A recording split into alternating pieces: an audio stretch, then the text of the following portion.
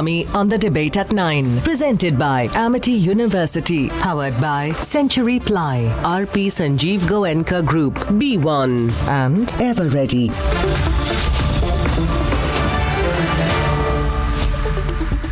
Good evening, ladies and gentlemen. There's been a vicious attack on the film The Kashmir Files, whose popularity is growing by measure upon measure almost on a daily basis, and there's been a stronger and stronger attack on it, and I find that of late the attack has become more and more political. There are people like Omar Abdullah, there are people like Mehbooba Mufti. On a daily basis they're attacking, abusing, questioning a film which entire people of India have accepted with so much love, almost with a sense of gratefulness that the reality is actually being told about what happened in Kashmir after 32 years. Ladies and gentlemen, I have a simple and elementary point to make today. To heal, because people constantly talk about healing. There can be no healing. There can be no reconciliation. There can be no moving on, ladies and gentlemen, unless there is complete and absolute acceptance of the situation. Unless you confront the reality. Unless you look the reality in the eye, even if the reality were to be so brutal that it would hurt and stab your conscience, and in fact, in those circumstances even more so, you should look at the reality and reconcile yourself to the truth and then deal with it, and only then, ladies and gentlemen, can there be healing. So I speak tonight, not just to you, but I want this message to go to the people like Omar Abdullah and Mehbooba Mufti. And no, I'm not giving them too much importance. I'd say this to everyone. I'd say this to every individual who has a problem with this film. Accept the reality of the Hindu genocide. Accept the reality that people were targeted because they were Hindus. Accept the reality that women were gang raped and murdered. Accept the reality that judges were shot at and killed. Accept the reality that lakhs of Kashmiri Hindus were removed only because they were Hindu.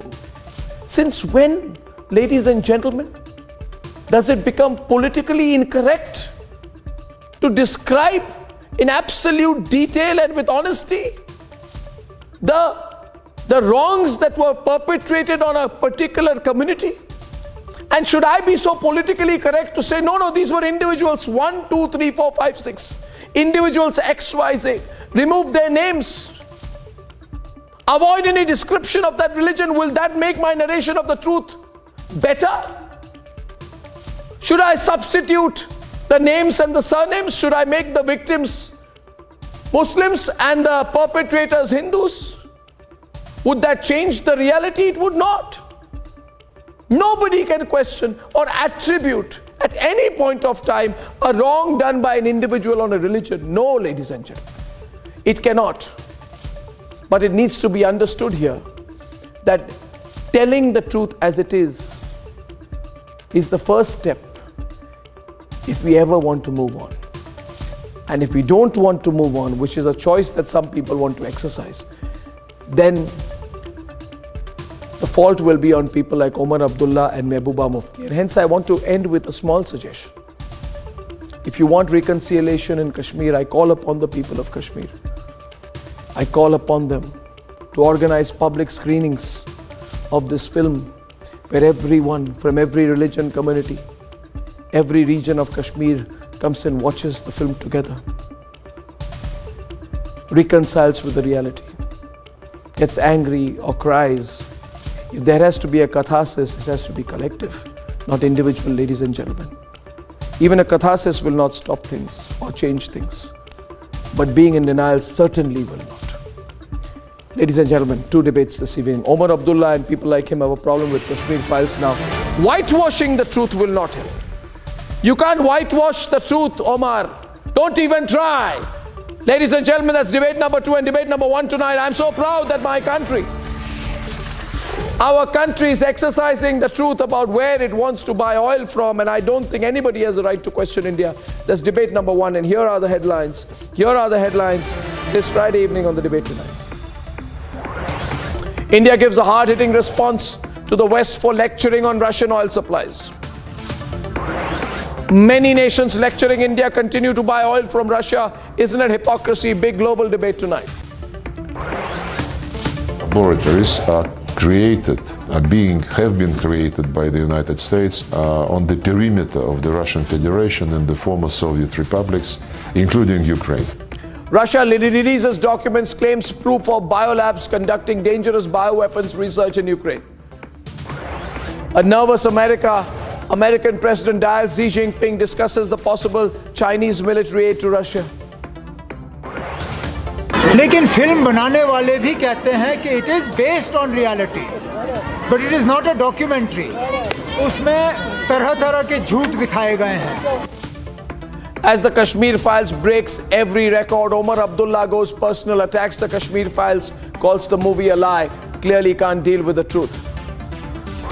And as his party leaders prepare to throw his government out, panic-stricken Imran Khan is running to the Supreme Court to save his government, tottering as it is.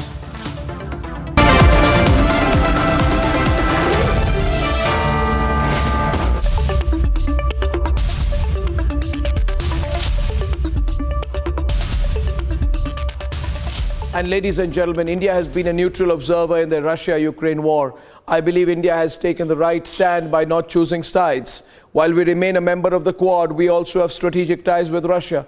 And one of these areas is of oil. And America is the last country that should be lecturing India on oil. That's my view. Now let's debate.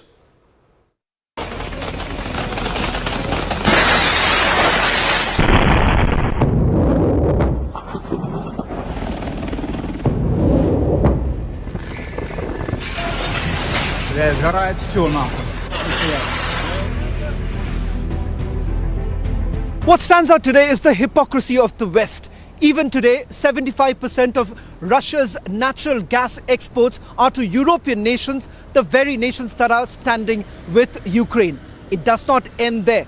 Russian banks, which are the main channels for European Union's import payments, have not been excluded from SWIFT. But still, the West believes that they have the full right to lecture India.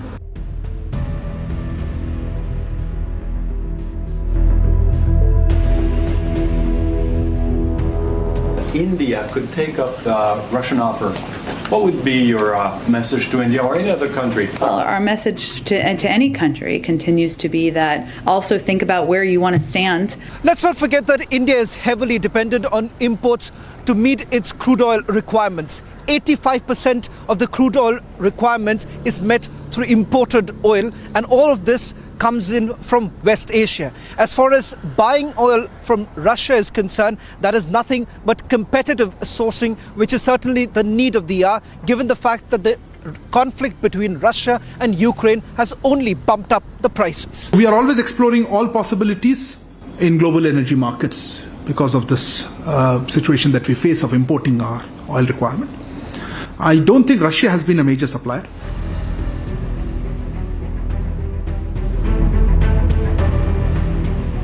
India's neutral position on Ukraine and Russia conflict has been much respected by the Ukrainian administration.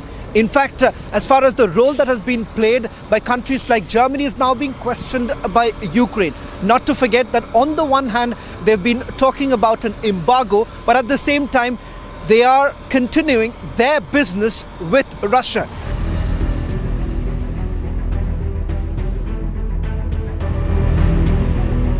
I'm announcing the United States is targeting the main artery of Russia's economy.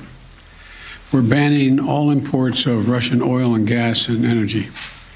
That means Russian oil will no longer be acceptable at U.S. ports, and the American people will deal another powerful blow to Putin's war machine. Back to sanctions. Sanctions we will survive. This illusion is no longer there. We will have to rely only on ourselves and on our... The position taken by the West is full of contradictions, laden with double standards. On the contrary, India has taken a balanced approach, a neutral position that calls for peaceful resolution, something that the Ukrainians have realized. They realize that this is a battle that they're fighting all by themselves.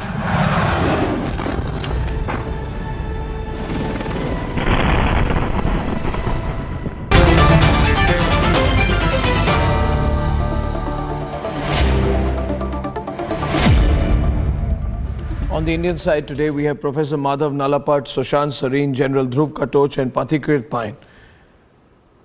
And from the US tonight, we have Raymond Vickery, former Assistant Secretary of Commerce, Senior Associate at the Center for Strategic and International Studies, Dov Zakim, who's a former Undersecretary of Defense, Peter Kuznick, Professor of History and Director of the Nuclear Studies Institute at American University,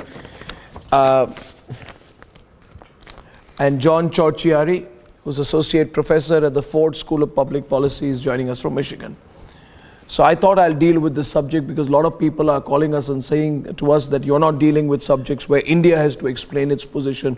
Why are the Indians doing this? Why are the Indians supporting Russia? Why are you giving them, so much money? Why are you buying their oil? So I thought I'll deal with it, right?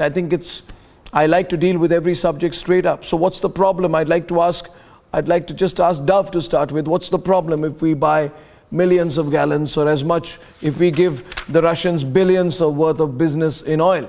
We buy all over the world. We are one of the world's largest trading countries. We buy oil from Russia. What's the problem? I don't understand the concern. Well, Arnab, I've heard your argument. The problem is simply this. You're helping to finance Putin and helping him that way to continue to prosecute what he calls an operation, but it's actually an invasion and a cruel invasion of Ukraine. Now, I was watching what you showed about the West, and I find it interesting. You quoted Jen Psaki, who's not from my party, as you know, who said what she said about India. But then you did show that Mr. Biden has stopped importing oil. We're not importing Russian oil. The British, you didn't have them on either because they're cutting back. As for the French and the Germans and the Italians, they've said they will cut back. They're just going to take longer.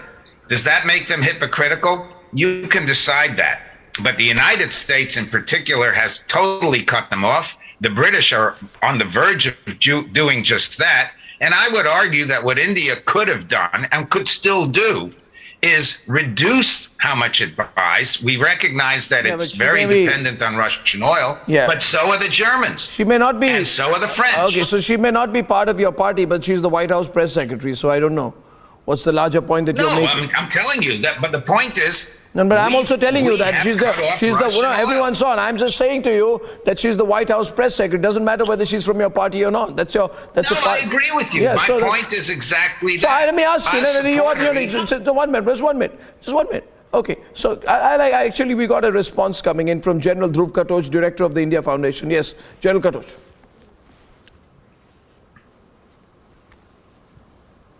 General Katoch, go on. Well, I heard this argument and I think really it doesn't make any sense. You see, Germany is... Yeah, can you hear me? Yeah. Arnab, there is a huge time difference between when I'm speaking and when the audio is coming back to me. I know, please continue. Nevertheless, we're all hearing you loud and clear.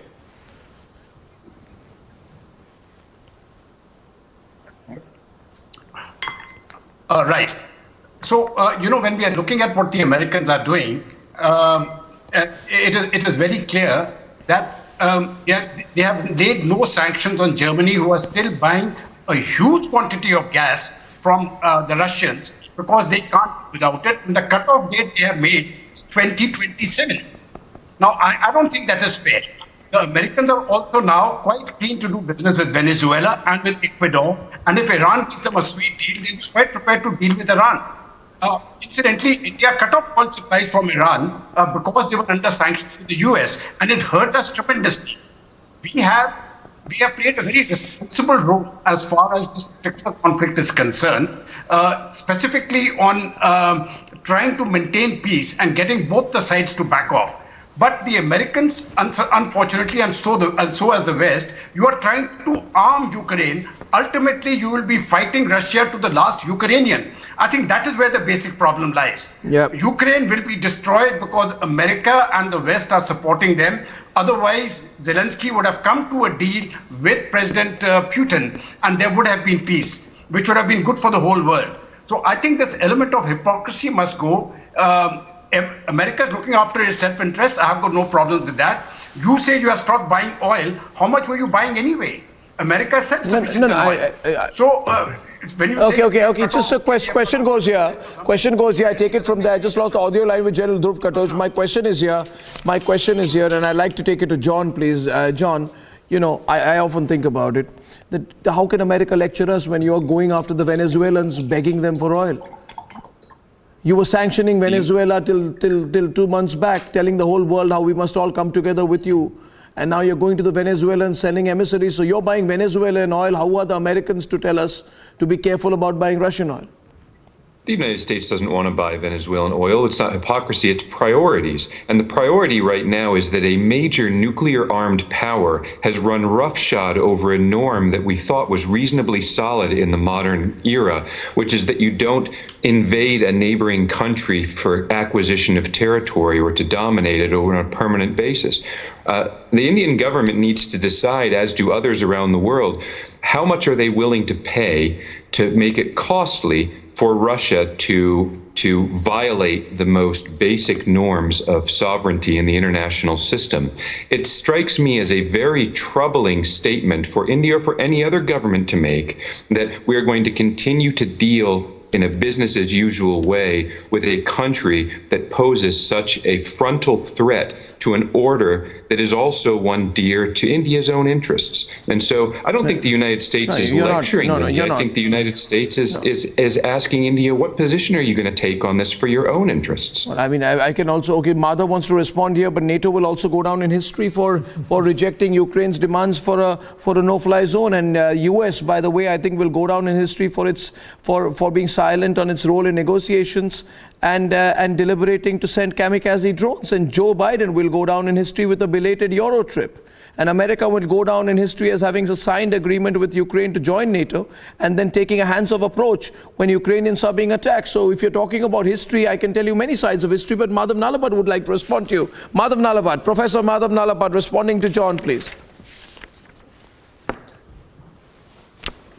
Well, I would like to think that John is unaware of the fact that India's sovereignty has just recently been violated by China and, of course, repeatedly by Pakistan from 1947 onwards. John is probably unaware of that. But I didn't really hear any of the kind of outrage that is now being felt at the violation of territorial integrity and sovereignty when India's territorial integrity and sovereignty was attacked. I haven't seen any sanctions by the United States as a consequence of that particular act of aggression by either Pakistan or China. And may I point out, again, John must be most likely unaware of this, I'm sure, otherwise he would not be saying what he said, that the biggest funder of the Putin machine effectively is the United States, for the simple reason that China is having a huge surplus with the United States, $600–700 billion. The US needs that deficit because it can't print money the way it's printing unless it has these deficits. So China is giving them that deficit, $600–700 billion, and the United States and Britain and these countries are, I'm sorry to say, naive enough to believe that Xi Jinping is going to turn off the tap to Putin because they say so. If Xi Jinping turns off the tap, and I know a little bit about Chinese politics, Xi Jinping will be out of a job. And that is the point. So please, man, regarding oil, I agree to a huge mistake for us to stop buying Iranian oil. Well, Chabahar we held firm, and even Trump gave us a waiver. I don't believe they would have done anything on Iranian oil, because without India, the Indo-Pacific cannot be secured for the democracies. And John, Biden, I'm certain, knows that. So that's the John, point. just taking Professor Nalapad, I want to take up John a little bit more on this. Before coming to India, why doesn't America get Germany to stop playing both sides? I mean, you're saying India is playing both sides, but I think Germany is the one who's funding it. They're still retaining their stake in Nord Stream 1. You're not being able to convince Germany either. Yeah, that doesn't mean the United States isn't trying. Why do you think Germany agreed to stop Nord Stream 2? Of course the United States is pushing its NATO allies to reduce their dependency on Russian oil and gas, the same way it's pressuring everyone else. It's a logical strategy to try to multilateralize sanctions because that's when they're going to be effective in changing Putin's behavior. But the thing is that, you see, John, as to the point about Chinese incursions in the Himalayas, surely it's in India's interest to develop a pattern in which even powerful nuclear-armed actors face prohibitive costs when they invade another country's sovereignty. I would hope that the United States government would be outraged and would mobilize international support for these kind of incursions into Indian sovereign territory. And that's one of the precedents that I hope will be set in Ukraine. I hope it will not only deter Putin and his successors, I hope it will also moderate behavior in Beijing. I mean, the thinking here is that it was Britain, who were doing all this posturing, and I'll get Sushant to respond to you, John, Sushant Sareen, but it was America who did all the posturing, all the provocation, and instead of giving moral lectures to India, what has America done besides cosmetic actions? In fact, I think India's decision is an economic decision, and we have a right to take our own economic decisions. And there are still, by the way, 33 American companies which are functioning in Russia. Why doesn't America pull out the 33 American companies first? Sushant is responding, please. There's a heated debate, ladies and gentlemen, views on both sides. Sushant from Delhi. Arnab, I'll take a little contrarian view for a very simple reason. Number one, I don't think the Americans have singled us out. The White House spokesperson was asked a question and she responded in a somewhat wishy-washy manner. She didn't single out India. Number one. Number two, I don't think we are busting any sanctions. There are no sanctions on Russian oil. And as you very correctly said, there are many European countries which continue to buy Russian oil. And we need to buy that oil. Although Russia is a very marginal supplier to India, I think we only buy about 2% of our oil or 3% of our oil from the Russians directly. But still, I think it is important because we need to build up our strategic reserves, number one. Number two, at a time when our economies have taken a huge hit over the last 2 years, if we can get, and at a time when oil prices have gone through the roof, if we can get some cheap oil, which is certainly not going to fund the Putin war machinery, it's not of a scale which the Germans or the Italians or anybody else is buying. So it's not going to be instrumental in funding Putin's war machinery. I think it's a marginal purchase, and I don't think one should make too much of it. Number four, I think we have to understand that this whole talk about sovereignty and the United States and India must set an example. It's all very well to start setting examples. The only problem is that when push comes to shove, other countries look out for their own interest. And frankly, I personally feel that our interests certainly lie with the West, certainly lie with the Americans. But, there are certain areas in which we have to protect ourselves. Nobody is going to give us cheap oil. And we can't take oil at the kind of prices which are there in the market and then expect that our economy will continue to revive. We have to take care of our people. Yeah. The Americans could afford to say no to Russian oil. The Brits could afford to say it.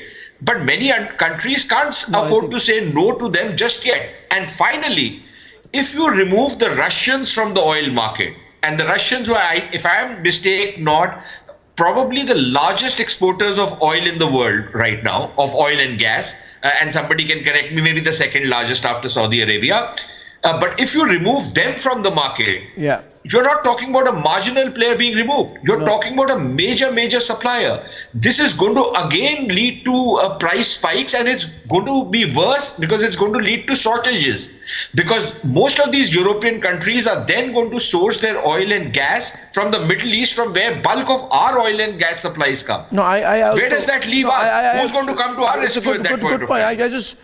Raymond Vickery, welcome to the program. Peter Kuznick, the way I look at it is actually I think America's got a problem here. And America's got to understand what the problem is. And the whole world is having a problem with America. America's got a problem with the world.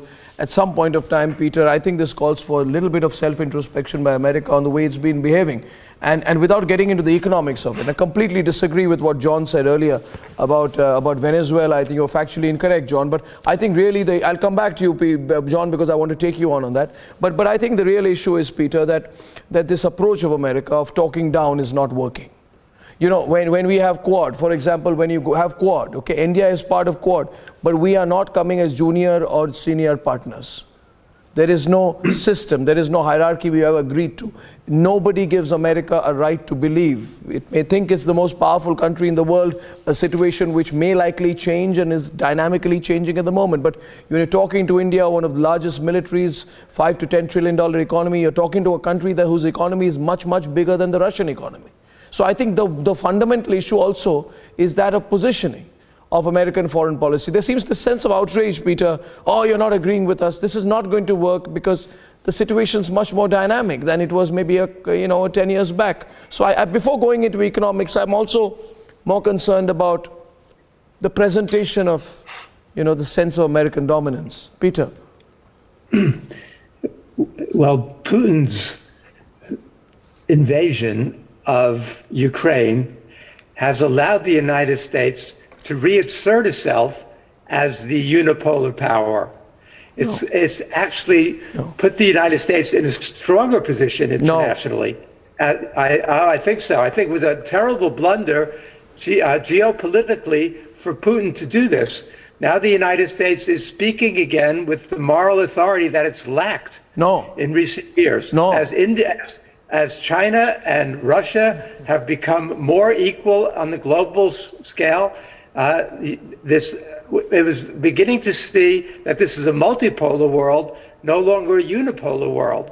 But now the United States has rallied NATO in a way it hadn't been able to do, rallied the Europeans, and established a position of moral superiority on this question because the invasion is so immoral.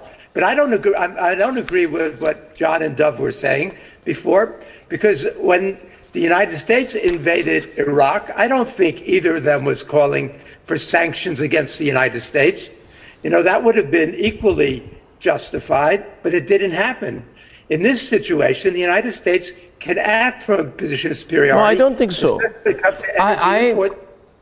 Because the United States imports 0% of its gas from Russia, 3% of its oil.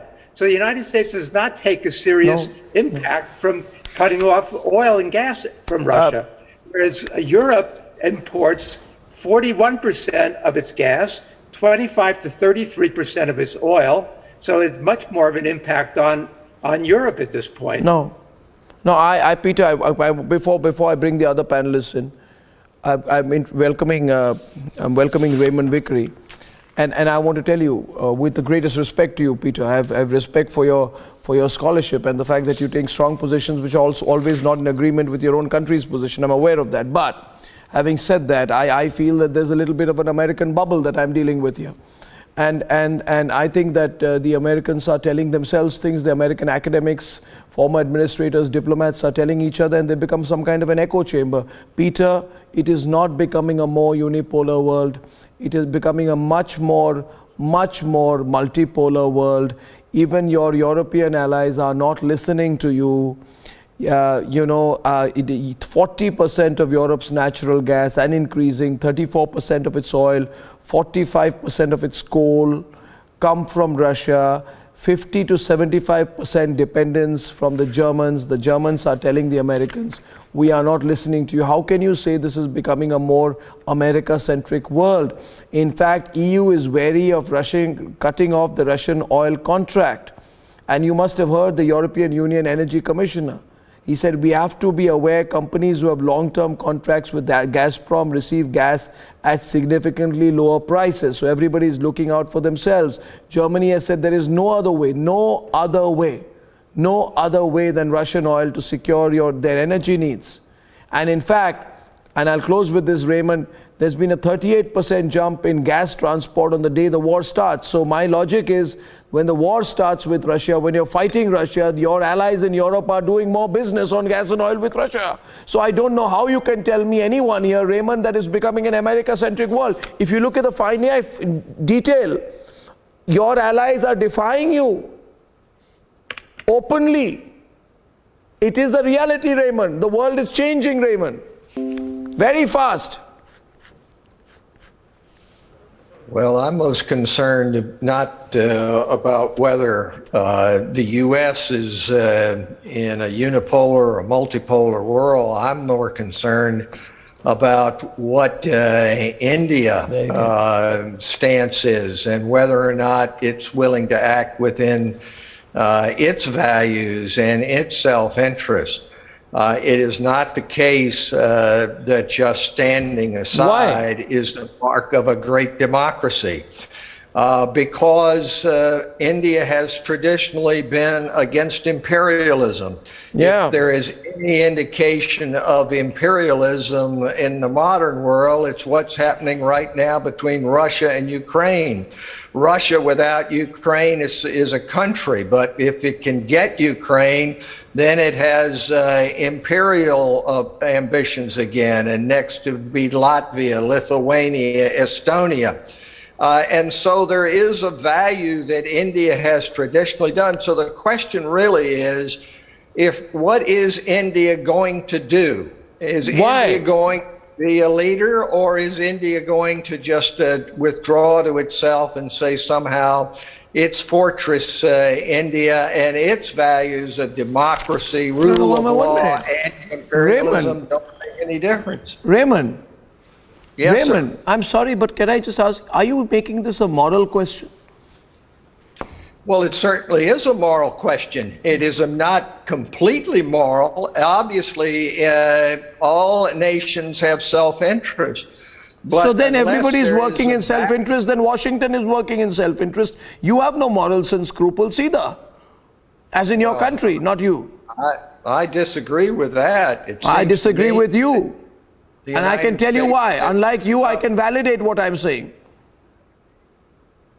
Well, go ahead and validate it, but I don't believe that's accurate. Then I want to counter you. I want to counter you, and you can counter me. Let the viewers decide. No, Raymond. No, Raymond. I have a problem. And please don't think I'm saying this because I'm a very proud Indian citizen. No. Yes, of course I'm a proud Indian citizen, but I have a neutral view of the world. And I want to challenge you here. Okay, Pathikrit, you're on the debate. My first point is,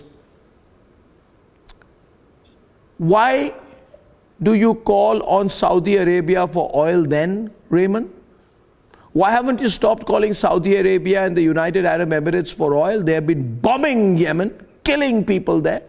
400,000 children at risk of dying of malnutrition because of the bombing of Yemen. Where was your morality then? Is that the right side of history? Is that the right side of history? An Indian is asking you tonight. Were you on the right side of history then? No, that's not the right side of the history, but the question is... When it suits you, you're not on the right side. Arnab, can I just make a statement? The United States is on the right side of history. In Ukraine you're on the right side, but in the context of Saudi Arabia you choose to be on the wrong side, because the wrong side at that point of time is also in the direction of your own self-interest. No, we don't just choose to be on the wrong side. We've been trying to stop that war. We've been trying to get Saudi Arabia. As you well know, there are many people in the United States who want to take harsher measures against it. And there will be. But the question is not what you're going to do about Saudi Arabia. Pathikrit's country. Pathikrit fine, yeah.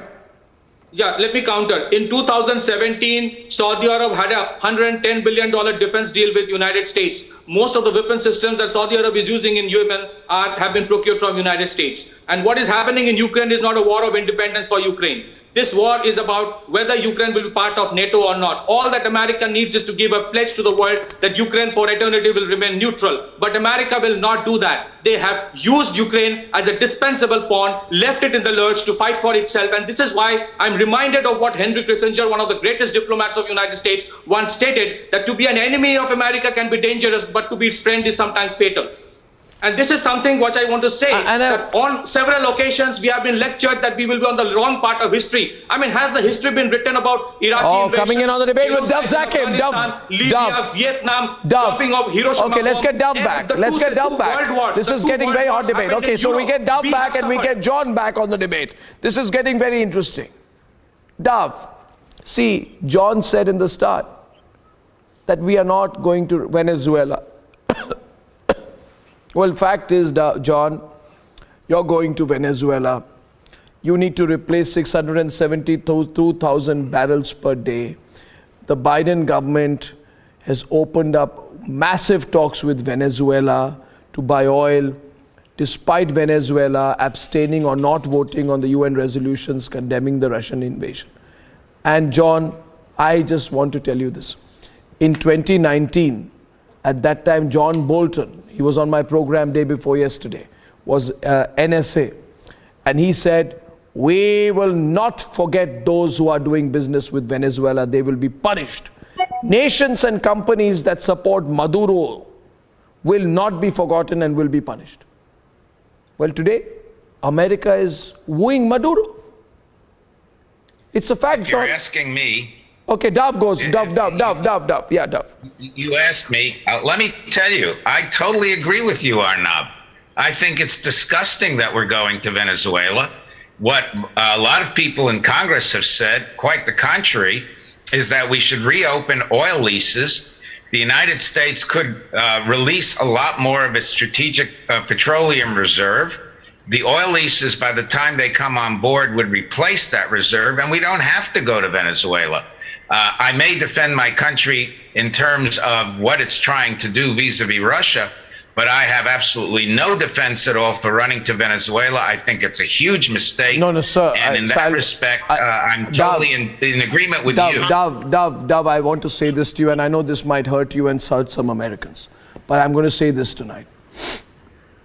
You know, America even compromised on 9/11. So many of your citizens died in 9/11. And the fact is, just to maintain a smooth flow of Saudi oil, right? The US prevented American citizens, your own citizens, were stopped from seeking damages from the Saudi government for the 9/11 attacks using the 1976 Foreign Sovereign Immunities Act. You stopped your own citizens from seeking justice for 9/11 because you wanted the oil. Because you wanted the oil. We are and now you're telling India that we laws. should not be taking oil from the Russians. Hold on. We're a nation of laws. And our law prevented those lawsuits. It's as simple as that. No. I will reiterate. I will reiterate. We are telling people to cut back on the oil if they cannot go off it completely. And we tell India the same thing. We're not telling you eliminate 100% overnight. But you're not doing anything. We're doing a lot. We are giving more humanitarian assistance to Ukraine than America is. And the Ukrainians are very... I don't know about that. We just... We're not giving them weapons, we're giving them medicines, food, humanitarian assistance at every level. Excuse me. You're weaponizing them. $1 billion worth? You are exaggerating. We've just approved $1 billion worth. You haven't given them $1 billion.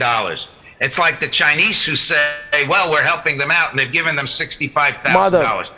Arnab, you're very good, but don't exaggerate. I'm not exaggerating a thing. I have not even told you what the CIA did in 1953 in Iran, when he twice attempted to destabilize the government of Iran and replace the prime minister just because he had attempted to nationalize the Iranian oil industry. I'm telling you the facts. This should be included in textbooks for every child in America to read so that the mistakes are not repeated for future generations. I want Madhav to come in, please. Madhav. Well, my preliminary point is that I wonder where the morality was when the then US President and Secretary of State, Kissinger and Nixon, they basically condemned India. For what? For stopping a genocide in Bangladesh. 6 million people were butchered, not just Hindus. I understand now that the United States is now supporting the Islamophobia bill.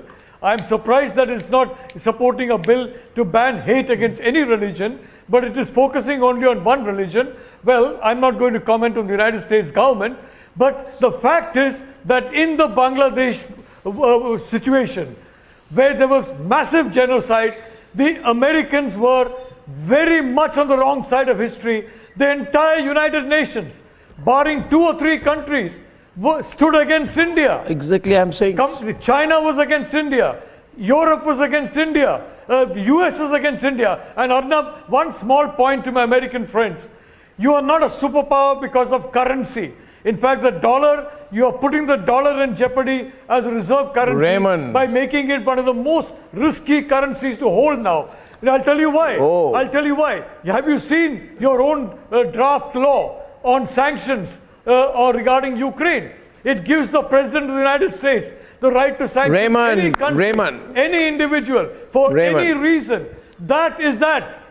Raymond. Is it safe to keep money in dollars or euro or pounds? Raymond, India is not the problem here. Swiss francs No, anymore? India is not the You problem may here. find many I'd say this to you. across the world who say no. I'd say this to you, Raymond, that India is not the problem. Saudi Arabia is the problem. China is the problem. And Saudi Arabia is socking it to America. It's in active talks with Beijing to price some of the oil sales to China in yuan. There can be no more overt rejection of the dollar. They are your problem. India is not the problem.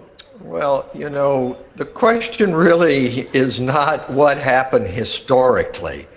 You know, this whole thing about, well, two wrongs somehow make a right.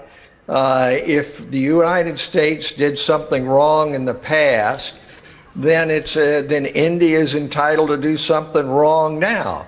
The question is, what is India's position and what is India going to contribute in the face of the present situation? If India makes the decision that it's just fine for Russia to try to take over its neighbor and to recreate the Russian Empire and do nothing about it, well, that's India's decision. I think you're... But if, on the other hand, India wants to be a world power and wants to have influence in the world, then it has to decide what's in its best interest. And I think that means that it has to act in accordance with its own values rather than just saying, well, I'm going to do what's good for me today and the heck with the rest of it. I don't believe that's the way in which India was founded. I don't think that's what's in your constitution. I don't think that's what your stand has been on human rights. And so you got to decide now, it seems to me, what you're going to do. If you're not going to do something about oil, what are you going to do? Or are you just going to sit and say, well, it's all right? No, 1 minute. Raymond, I want General Katoch to respond to you. You know, the problem with all these our fantastic American panelists is they love drawing me in, and I get tempted and I get drawn into the debate, and I don't know when I switch from being an anchor to a panelist. But I will respond to you, Raymond, because I do care for you, and I just wanted to correct you. You're saying if India wants to be a world power, well, I'd like to tell you we are already a world power, and what is a world power if not one of the world's largest economies, one of the world's largest militaries, one of the greatest strategic depths? We are a world power. That's point number one. So not in the future tense, but in the present continuous tense, my response to you is that. And my second point is, Raymond, and General Katoch will respond to you, this is your proxy war. It's not, we are not doing a proxy war, you're doing a proxy war through the Ukrainians. I want General Katoch to make that point clear. Don't draw us in. It's not a proxy war. Thank you, Arnab. You see, when Mr. Raymond, you talk about India standing aside, I want to make it very clear, India is not standing aside. We have taken a very balanced stand that we want peace in Ukraine. Right? We want both Russia and NATO and the United States to back off and let these two countries sort out their problems on their own. That is possible. But it can only be done if America and NATO back off. The weapons which you are selling to Ukraine will prolong the war, and it will only lead to the destruction, the complete destruction of Ukraine. Every day the war progresses, Every day the war progresses, it is the Russians which are becoming stronger and Ukraine which is becoming weaker, which is evident by the body language of President Zelensky. So I think we should leave aside this moral preaching. India has got a very right stand. We are not neutral in this conflict. we are taking an active interest to promote peace. And I think we are the only country which has got good relations with all the parties concerned. I think, yes, sir. We have got strategic interest with the Yes, United sir. States. They are very important partners. We have got strategic interest with NATO. We have got strategic interest with Russia. And it is in our interest to preserve those interests. Yes. Because by preserving I think those you've said it interests, there. we are best enabled I think we have a peace. unique position, and I'd end it with one line. We are not a party, but we are the most powerful country in the world that is not aligned in this conflict. We are the most powerful non-aligned country in the world as far as this conflict is concerned. I think we should play a role in the resolution of it as well. Ladies and gentlemen, great debate there. Getting some great feedback from you on both sides of the debate. Sometimes we disagree, but we present both sides equally. On the other side, why the politics over the Kashmir files is destructive and why we need to reconcile instead. On the other side.